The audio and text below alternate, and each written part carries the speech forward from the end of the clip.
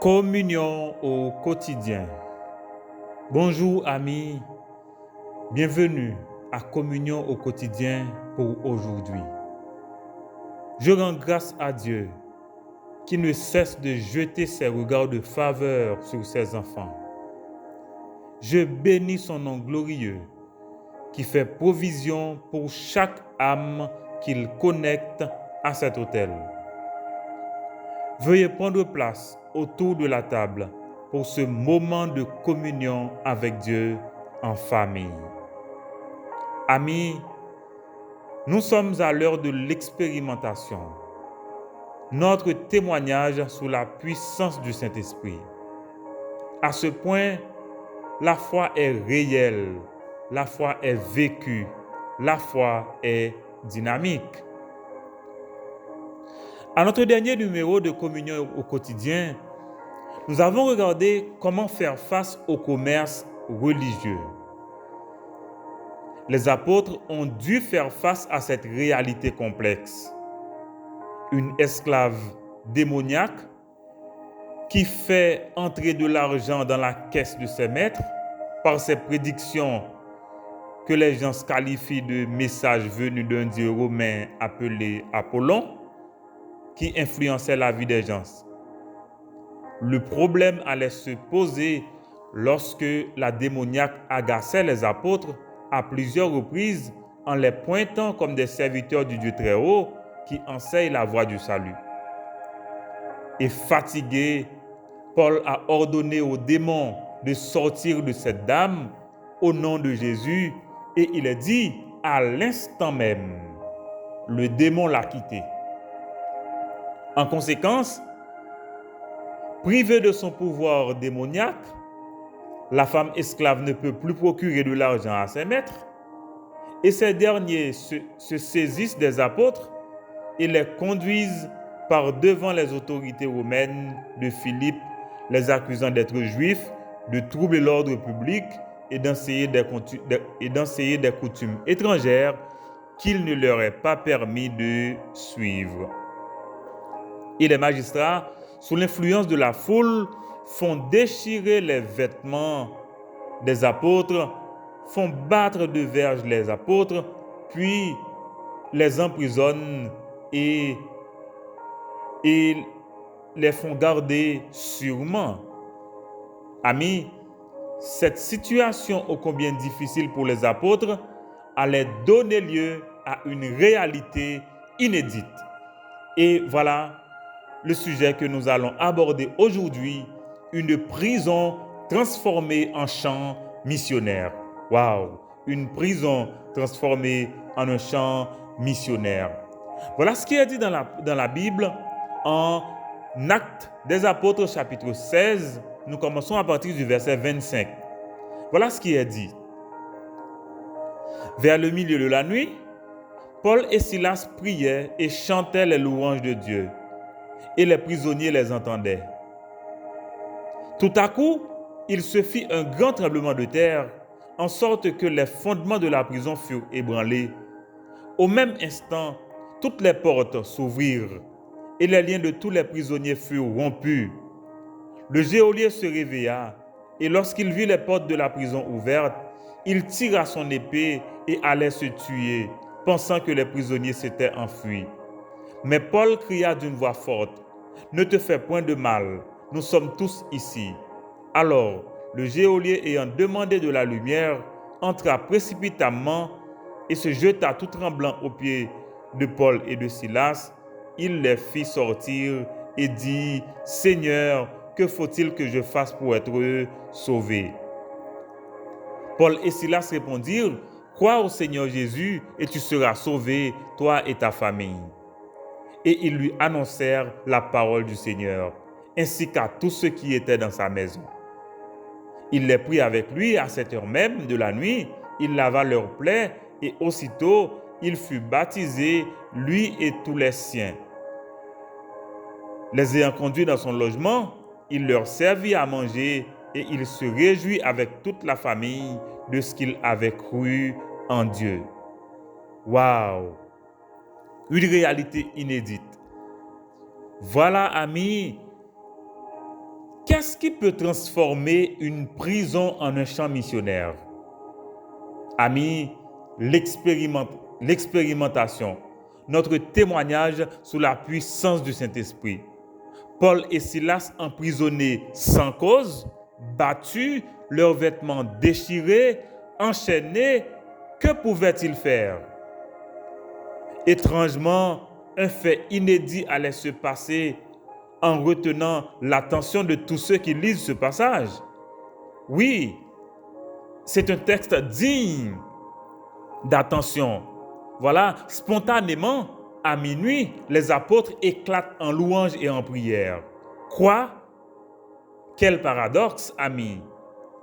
Généralement, on loue et prie en des moments favorables où nous avons à raconter de grandes choses accomplies par Dieu dans notre vie, dans la vie de notre famille, dans notre vie professionnelle. Dans le psaume 126, nous lisons que l'Éternel a fait pour nous de grandes choses et nous sommes dans la joie. À ce moment, les Juifs célébraient leur retour de l'exil de Babylone. Un fait marquant de leur histoire, c'était à célébrer. Mais dans ce cas-ci, injustement, les apôtres sont battus, humiliés, jetés en prison, attachés, gardés dans la prison intérieure en toute sûreté. Que pouvait-on attendre d'une telle situation? À noter que la prison intérieure est faite en général pour les prisonniers les plus dangereux. Fait étrange, les apôtres chantaient et priaient. Amis, d'où vient cette louange? D'où pourrait venir cette louange? Il est dit dans le psaume 77, verset 7, « Je pense à mes cantiques pendant la nuit, je fais des réflexions au-dedans de mon cœur et mon esprit médite. » Eh bien, amis, Paul allait témoigner plus tard de ses péripéties au cours de ses voyages missionnaires. D'abord, voyons un premier élément. Prière et louange, et regardez, amis, toutes les chaînes sont tombées. Waouh! Enfermé dans la partie la plus sûre de la prison, des précautions pour se protéger du risque qu'insinuent les autorités, eh bien, le geôlier les fait attacher, leurs pieds écartés par le cep. Injustement, les apôtres subissent une peine extrême sur simple accusation d'un entrepreneur religieux. Juifs, coutumes différentes de Rome. Voilà toutes les accusations. Et amis, en prison, soudain, à minuit, un service de prière et de louange allait garder éveillés les autres prisonniers les plus récidivistes, gardés en lieu si sûr. Des chants dans la nuit. Paul nous dit en Philippiens 4, le verset 4, de nous réjouir toujours dans le Seigneur, même en prison injustement, en toutes circonstances, même horrible. Dieu avait-il commis une erreur en laissant les apôtres en prison? La vérité est que, amis, Dieu agit même à travers nos circonstances les plus défavorables comme croyants. Eh bien, Paul pratique l'enseignement qu'il donne aux croyants. Réjouissez-vous toujours. Notre joie est dans le Seigneur. À minuit, une louange, une prière s'éclate dans la prison. Chose étrange dans une prison romaine.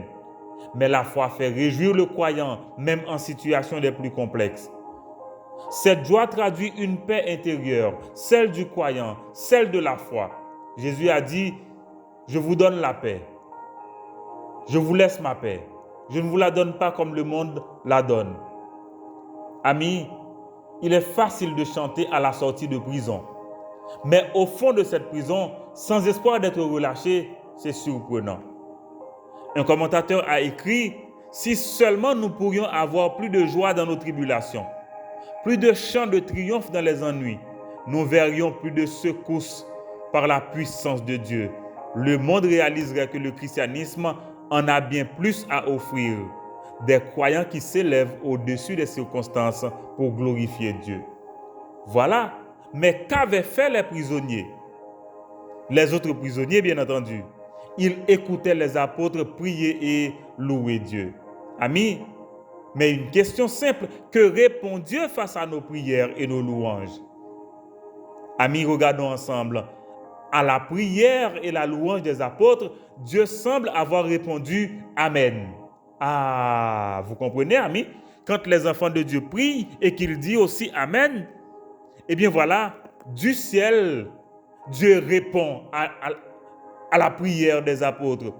Du ciel, Dieu agrée la louange des apôtres. Et remarquez bien, sous forme de tremblement de terre. Ah, un tremblement de terre secoue la prison au point que ses fondements sont ébranlés, les portes s'ouvrent et les chaînes sont tombées. Est-ce que vous comprenez, amis? Voilà une prière, une louange éclatée à minuit dans une prison pour transformer cette prison en un véritable temple et aussi en un champ missionnaire. Waouh! Waouh! Ça nous rappelle la réponse de Dieu à la prière des disciples. Vous vous rappelez quand le Sanhédrin a ordonné de ne plus enseigner au nom de Jésus? Eh bien, le groupe priait et aussitôt, le lieu où ils étaient tremblait. Ils étaient tous remplis du Saint-Esprit et ils annoncent la parole de Dieu en toute assurance. Amen. Et amis, quand la Bible dit soudain, ça nous rappelle le jour de la Pentecôte, le vent impétueux. Ah oui, vous vous rappelez ça en acte 2? Et comme résultat, amis, regardez, les portes de la prison furent ouvertes, les fondements ébranlés, les chaînes cassées. Oh, un tremblement de terre aussi spécifique pour symboliser la main de Dieu agissant en faveur des apôtres en prison. En même temps, qu'est-ce qu'ils font? Ils prient, ils adorent le Seigneur. Waouh, toutes les chaînes sont tombées. Vers minuit, les apôtres prient et chantent. Un tremblement de terre survient. Des fondements ébranlés. Des chaînes sont tombées. Amen. Amen. Et remarquez, amis, le geôlier assoupli lors du tremblement de terre, provoqué par la prière et la louange des apôtres, trouvant les portes de la maison de la prison ouverte, à son avis, les prisonniers se sont échappés. Et connaissant la loi romaine, un prisonnier échappé, les gardes seront mis à mort. On se rappelle bien en acte 12, les gardes responsables de surveiller Pierre étaient mis à mort au verset 19. C'était curieusement ironique, amis. Je vais vous rappeler un fait, que les gardes du tombeau de Jésus n'étaient pas mis à mort pour avoir laissé échapper Jésus du tombeau. Bien au contraire, ils ont été monnayés pour répandre un fake news. Matthieu 28, verset 11 à 15. Amis, on retourne encore à l'histoire. Le geôlier de Philippe n'a pas attendu son exécution douloureuse et une humiliation publique, mais il a décidé de mettre fin à sa propre vie. Oh! Mais Paul s'est interposé pour lui dire de ne pas faire cela. Ok, ne te fais pas de mal, car tout est bien et que personne ne s'est échappé. Mais, question amie, pourquoi les autres prisonniers ne se sont pas échappés? Étaient-ils influencés par les apôtres? Étaient-ils si étonnés qu'ils oubliaient de s'évader? Peut-être qu'il avait redouté le pire comme fugitif. Paul a crié pour empêcher un triste suicide. Amis, même dans le malheur, le croyant reste bon de cœur. Le Saint-Esprit a fait son travail aussi. Et si le geôlier s'est suicidé, il n'aurait pas eu l'occasion d'écouter Paul annoncer le message de la parole de Dieu, la bonne nouvelle de la mort et de la résurrection de Jésus-Christ. Eh bien, Paul a sauvé la vie physique du geôlier pour partager avec lui le message de l'évangile en vue de son salut, Eh bien, là, il sera sauvé de la mort éternelle, de la seconde mort. Waouh! Le geôlier sauvé du suicide. Parce que brusquement réveillé, épée en main pour se donner la mort, et Paul s'interpose. Voilà, le geôlier a pu solliciter de l'aide en lumière pour éclairer l'intérieur de la prison. Amis, La prison intérieure est sombre et le geôlier demande de la lumière pour éclairer la cellule. Terrifié, secoué par la peur, une nouvelle conviction semble naître en lui. Ce qui nous amène à la question fondamentale de notre méditation. Le geôlier se jette aux pieds des apôtres. Jésus a dit que quiconque s'abaisse sera élevé. Et qu'est-ce qu'il fait aussi pour nous conduire au salut? Dieu nous conduit au bout de nous-mêmes, jusqu'à ce que nous reconnaissions notre situation, jusqu'à ce que nous reconnaissions notre besoin du Seigneur. Et voilà la question directe du geôlier. Que dois-je faire pour être sauvé?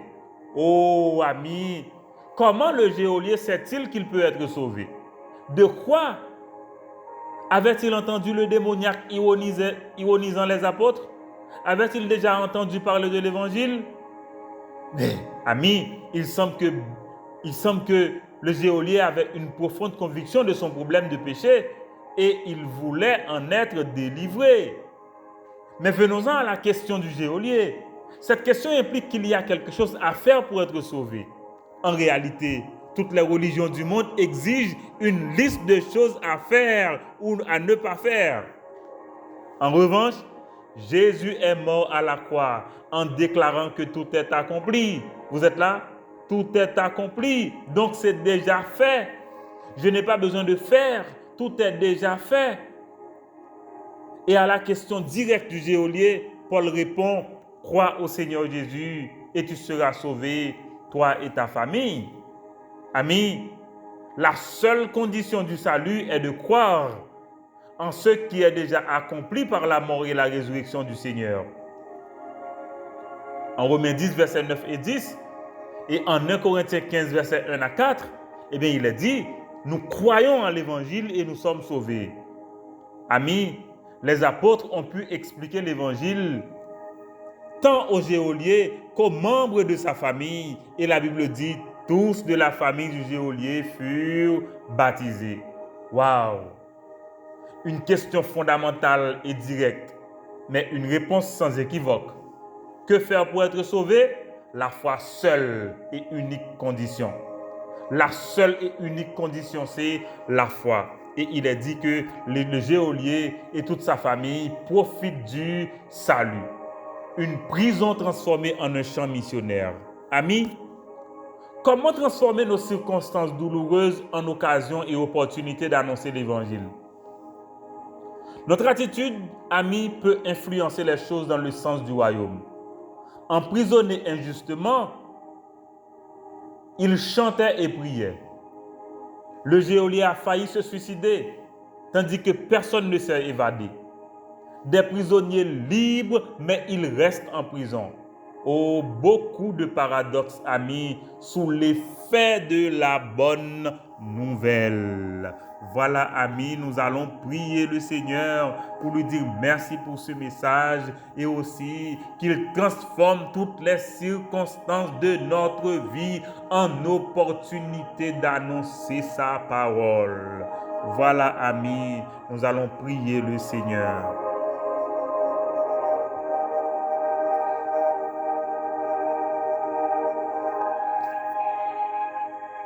Prions, amis. Dieu notre Père, nous te rendons grâce pour ton amour et tes grâces multiples en faveur de tes enfants. Merci pour le témoignage du salut. Merci pour les circonstances de notre vie, tant favorables que défavorables.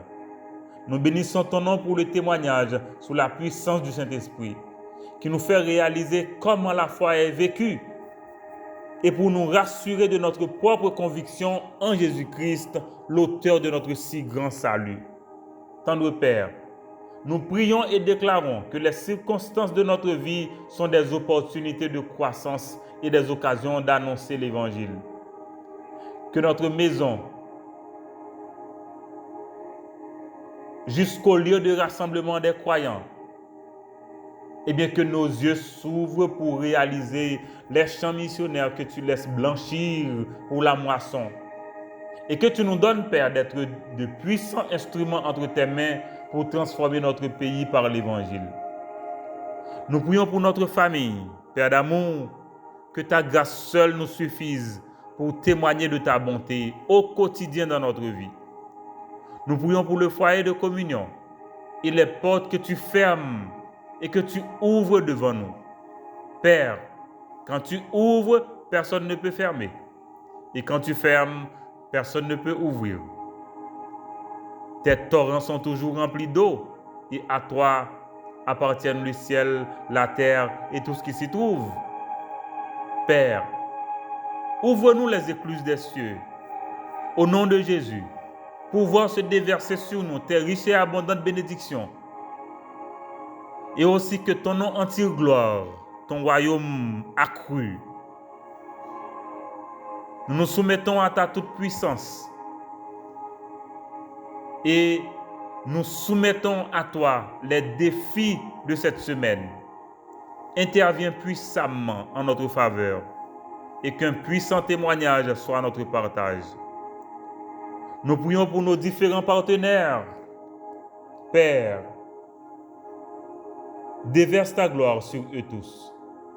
Que leurs affaires prospèrent, que leur famille soit bénie et bien gardée, que leur sécurité soit garantie et que leur avenir soit brillant.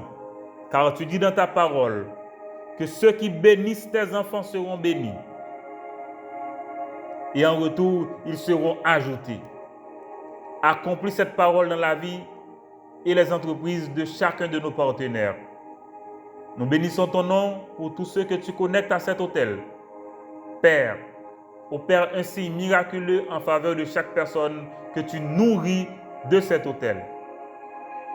Notre pays et ses souffrances sont entre tes mains et sous ton regard. Toi qui peux transformer nos circonstances les plus complexes en opportunités de toutes sortes en vue du relèvement, du redressement et de la reconstruction à tous égards de notre pays.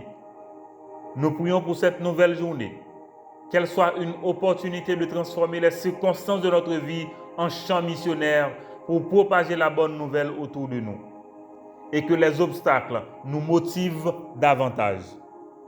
Voilà notre prière que nous t'adressons au nom et par les mérites de Jésus. Amen. Amen. Et disons Amen, amis. Amen.